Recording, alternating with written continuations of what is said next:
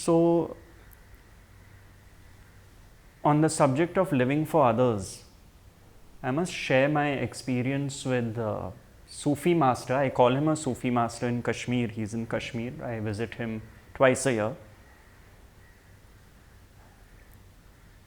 And truly it is living for others. What I see, I spent a day with him once. It was really astonishing. This man,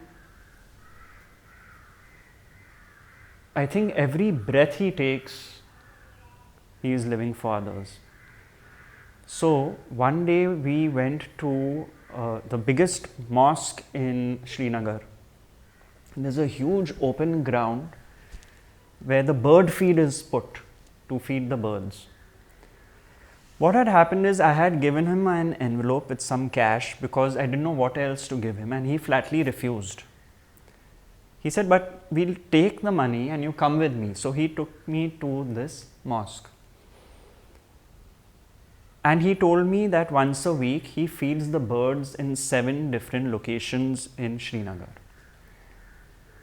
Now when we got off from the car, and the shop which sells the bird feed was about maybe 30 feet away across the road, I looked up and I saw that the birds were going crazy. They were just, going bananas the minute he stepped out of the car. So I told him, I said, Baba, he's what is referred to as a Pir Baba by the locals.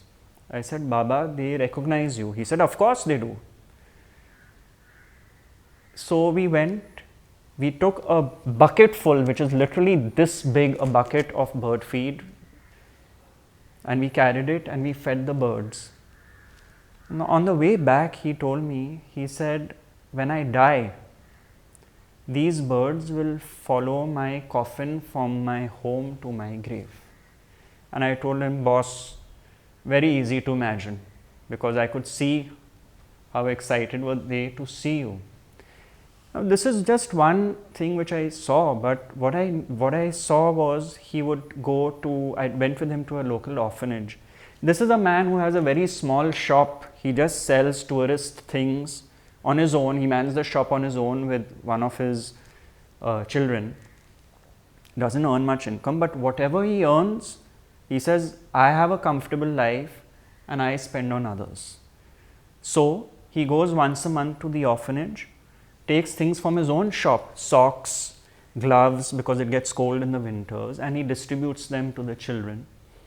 Then once in 3 months, he hires a bus and takes schoolgirls on a picnic. So I said, Baba, you do a lot for others. It's so beautiful to see this in action. You don't speak about it. He never speaks about it. That day, I just happened to spend those 1 or 2 days with him and I saw it in action. And then he said, on Eid, which for us is very auspicious, I tell my children, I am forgetting y'all. Y'all have each other. They are married, they have kids. He said, I come to the orphanage and celebrate Eid with them because they have no one else to celebrate it with. Now, so here was someone who spontaneously, naturally goes to the orphanage and spends his time there. And earlier we talked about the experience of this woman who was feeling lonely and who was told by Ramesh, why don't you go to the orphanage and spend time with children? And both these examples show to me that one is innately programmed. To some it comes naturally. To the Baba it came naturally to go to the orphanage. To the woman, she had to be told that a solution to not being lonely, because there's no one in your life, is to spend time at the orphanage. Now, whether she does it or not, whether Ramesh's words had an impact or not, is her destiny. God's will. So, this was really talking about the orphanage incident just reminded me of the Pir Baba and his approach, his nature to do with the orphanage. And I feel that I don't know if it happens, but the woman who was told by Ramesh, even if she didn't end up going to the orphanage, maybe it's not her nature to do that, but the message went through. And in either case, the result, I'm sure, would be something which would transform her in either small way or in a big way, but it is a fresh conditioning which has been put into her, and it will lead where it's supposed to lead. So that was the thing. And the thing is about giving. You see, the ultimate thing is you give your time. When you go to an orphanage, you're giving of yourself. So the issue boils down to giving. Whether you give gifts to people, whether you give compliments to people, whether you give money to people, you give your time, you give your love, you're giving. The joke is that we are giving what is not ours in the first place. What is ours to give? Even if it's money, we've earned it from someone else, somewhere else, and we are giving it. If we give our time, it's not our time. God gave us the time which we are giving to others.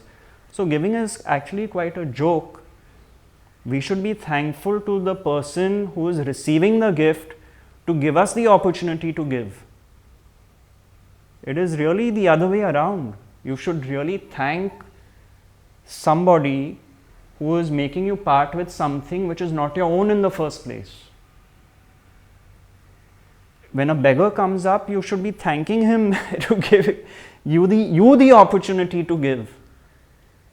In inner chamber course of Tibetan, inner chamber Tibetan course I had done, there was a beautiful phrase which said, "What you truly possess is what you give."